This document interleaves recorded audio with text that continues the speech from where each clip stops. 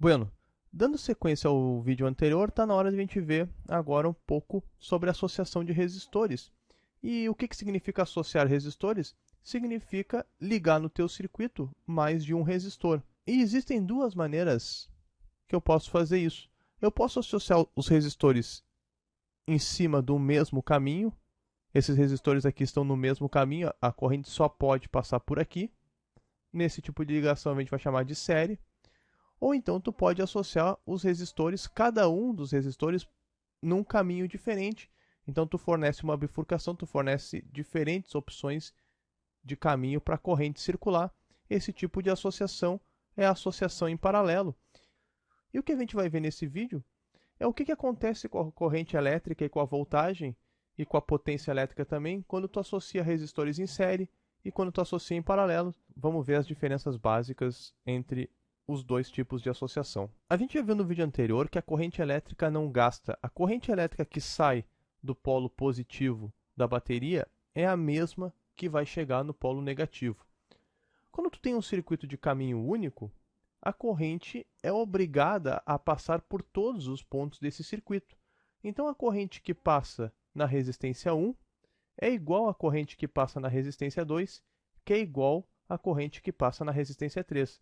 Então, em série, a corrente é a mesma em todos os resistores. No caso do nosso exemplo, a corrente do resistor 1 é igual à corrente do resistor 2, que é igual à corrente do resistor 3, que é a mesma corrente que saiu lá do polo positivo da bateria. E essa corrente sai do polo positivo com um certo potencial que é dado pela bateria. No caso aqui a gente está chamando potencial de V. Então a corrente sai daqui do polo positivo com o potencial V. Acontece que essa corrente vai ter que atravessar, vai ter que enfrentar pelo caminho três resistências. Ela vai ter que distribuir a energia potencial elétrica ao longo das três resistências. Se ela gastar tudo na primeira, ela não consegue atravessar as outras duas. Então ela vai distribuir essa energia potencial elétrica proporcionalmente em cada resistor. A voltagem que ela recebe vai sendo gasta, vai sendo deixada para trás ao longo de cada resistor, de maneira que a voltagem vai se dividindo então proporcionalmente a cada resistor. Se os resistores forem iguais, a voltagem dispensada em cada um, a queda de tensão em cada um é a mesma. Se a resistência R1 for maior, por exemplo, a voltagem aqui, a queda de tensão em R1, vai ser maior do que em R2. Mas uma coisa sempre vai ser obedecida pela corrente elétrica.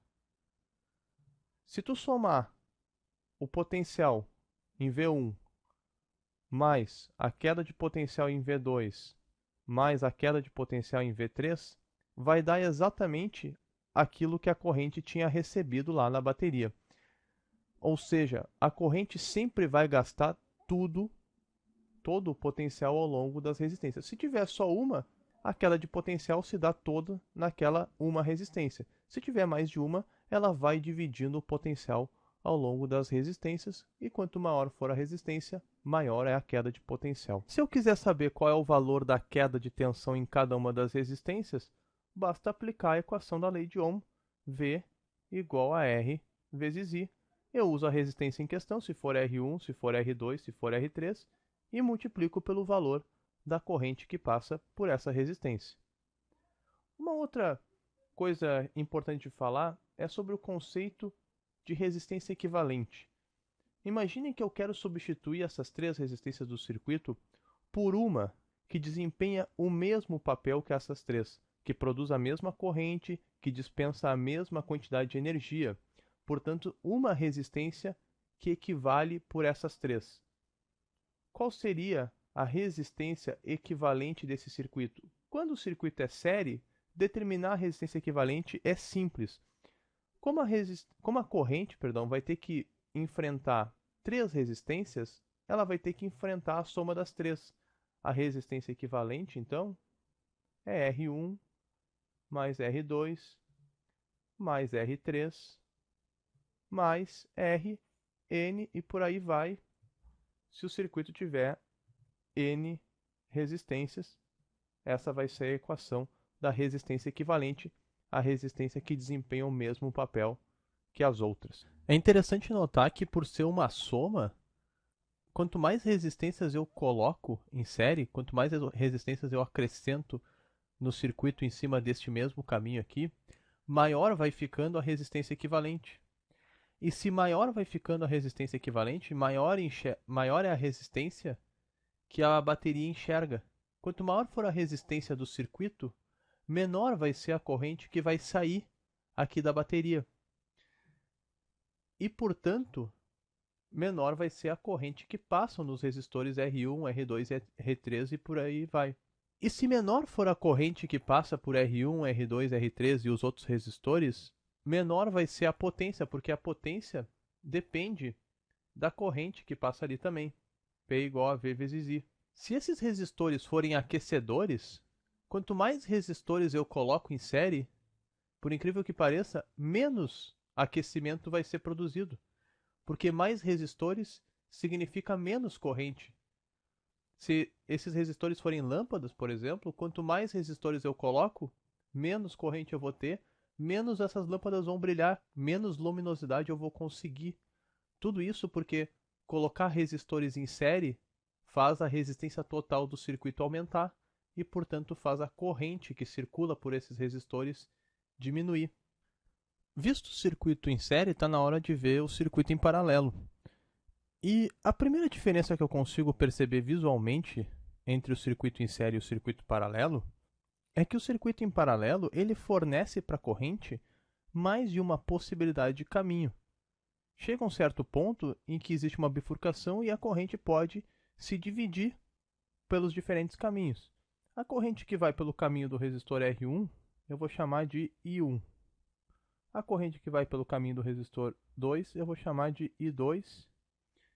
E a outra corrente eu vou chamar de I3. Eu vou chamar a corrente que saiu lá da bateria de I total. I total, quando chega na bifurcação, se divide, uma parte para cada caminho, e depois se junta e volta a ser I total, que vai entrar lá no polo negativo da bateria. Isso é um princípio da conservação da corrente elétrica, a gente já tinha visto isso no vídeo anterior. O que eu concluo então? Que no circuito em paralelo, a corrente se divide.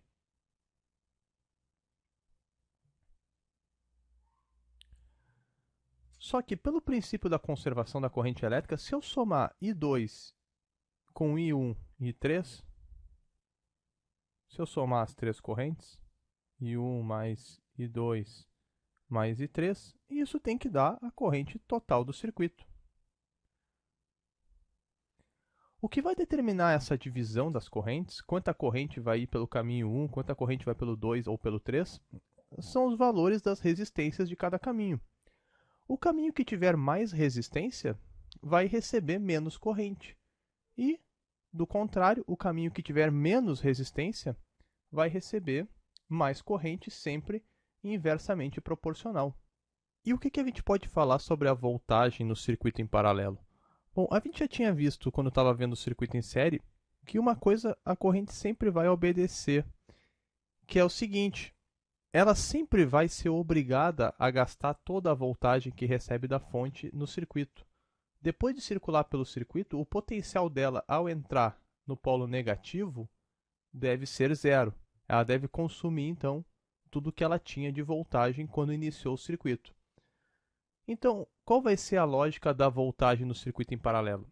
A corrente que veio pelo caminho 1 só vai encontrar pelo caminho 1 a resistência R1.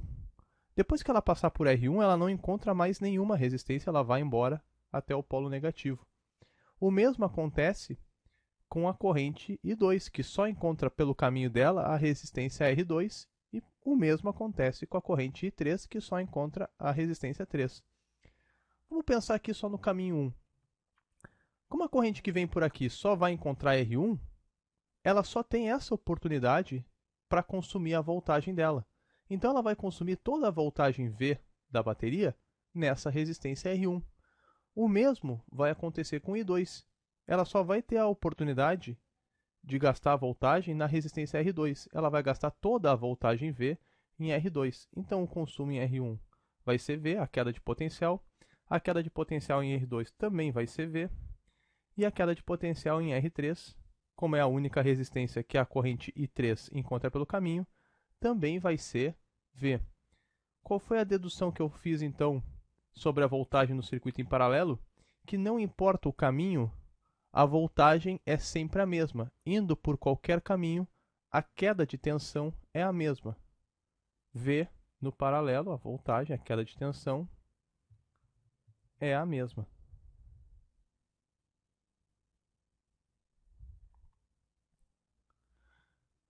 Reparem que o circuito em série e o circuito em paralelo têm características invertidas. No série, a corrente é a mesma, e no paralelo, a corrente se divide. Já a voltagem no série se divide, e a voltagem no paralelo é a mesma. E como eu determino a resistência equivalente no circuito em paralelo? Eu uso essa expressão aqui, ó. 1 sobre RE é igual a 1 sobre R1 mais 1 sobre R2 mais 1 sobre R3. E se eu tiver N resistências, eu vou fazer isso para N resistências. Por aí vai. O que essa expressão vai me mostrar, quando a gente trabalhar com números isso vai ficar mais claro, é que quanto mais resistores eu acrescento em paralelo no circuito, menor fica a resistência total do circuito. Pode parecer estranho, mais resistores, menor resistência equivalente. Mas é exatamente isso que acontece. E a gente tem como entender por que essa resistência vai diminuindo conforme tu acrescenta resistores em paralelo. Bom, para isso eu quero trabalhar com um circuito que tenha só uma resistência por enquanto. Então eu vou eliminar o que eu não quero. Deixa eu apagar aqui algumas coisas. Vou apagar essa resistência aqui de cima. Ok. Vou apagar a resistência aqui de baixo.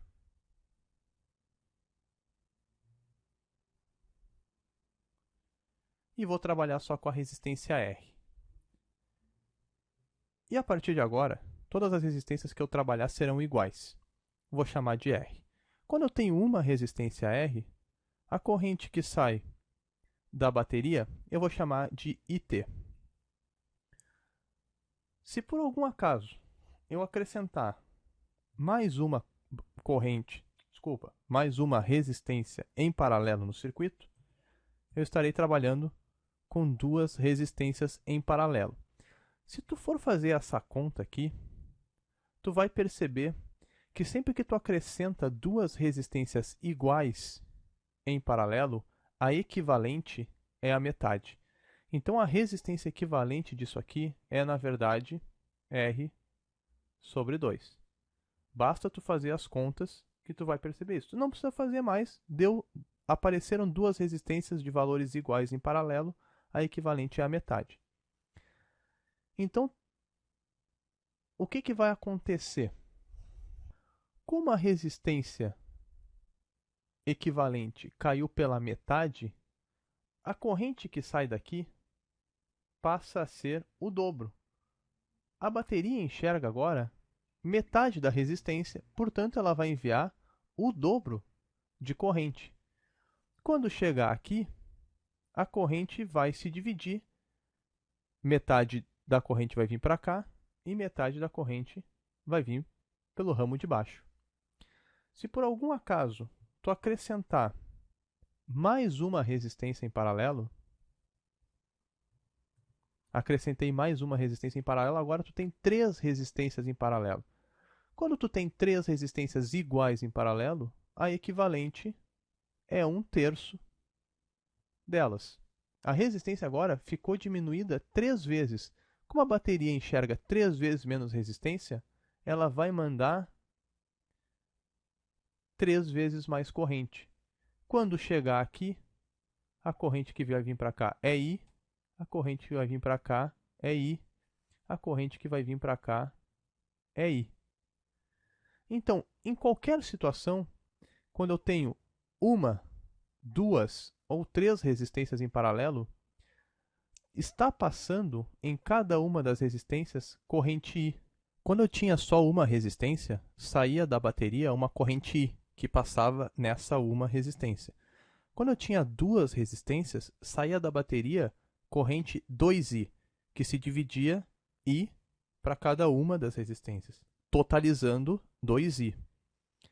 Quando eu tenho três resistências em paralelo, sai da bateria 3I, que se divide 1I para cada resistência, totalizando os 3I. A conclusão que eu tiro disso é que não importa quantas resistências eu tenho em paralelo, a presença de uma ou de mais de uma não vai afetar o funcionamento da outra. Se eu acrescentar por acaso mais uma resistência aqui, o que vai acontecer? Mais uma resistência igual a R, eu vou ter agora R sobre 4. Vai sair da bateria uma corrente 4I, que vai se dividir I para cá, I para cá, I para cá e I por esse caminho, totalizando 4I. Ter ou não essa aqui que eu acrescentei, não mudou as características dos outros ramos. Então, por isso que se diz que, em paralelo, os ramos são independentes. Se isso aqui fossem lâmpadas, eu posso ligar N lâmpadas aqui, a presença das outras não afeta o brilho de uma. Ter uma lâmpada ou ter duas lâmpadas, não importa. Os ramos são independentes. O que vai acontecer, claro, é que a potência total do circuito vai aumentar. Tu vai acabar somando as potências, só que a potência de cada lâmpada vai ser sempre a mesma. Se tu quer pensar num exemplo bem prático, que tu pode até testar aí na tua casa, vamos supor que na sala da tua casa, tu tenha duas lâmpadas que possam ser ligadas e desligadas independentemente. Então tu tem uma chave para cada lâmpada e, portanto, elas estão em paralelo. Se elas podem ser independentes, elas estão ligadas em paralelo. Certo? E aqui está a fonte de tensão. Quando tu liga uma das lâmpadas, vamos supor que as lâmpadas têm características idênticas, funcionam com a mesma voltagem e produzem a mesma potência. Quando tu liga uma lâmpada, tu observa que ela vai produzir um certo brilho, portanto uma certa potência P. Se por acaso tu ligar a outra lâmpada, tu pode ficar olhando para essa aqui, a primeira que tu tinha ligado, e tu vai ver que ligar a outra lâmpada não vai mudar em nada o brilho da primeira. Essa segunda lâmpada, que é idêntica à primeira, vai brilhar com a mesma potência P.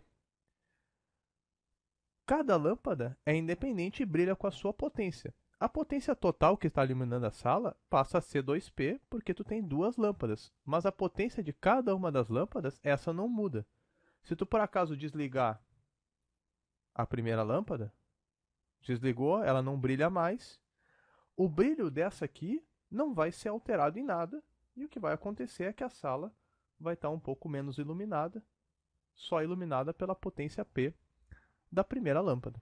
Então, uma coisa bem interessante, bem importante saber é que no circuito em paralelo, os ramos são independentes entre si. Por enquanto, era isso.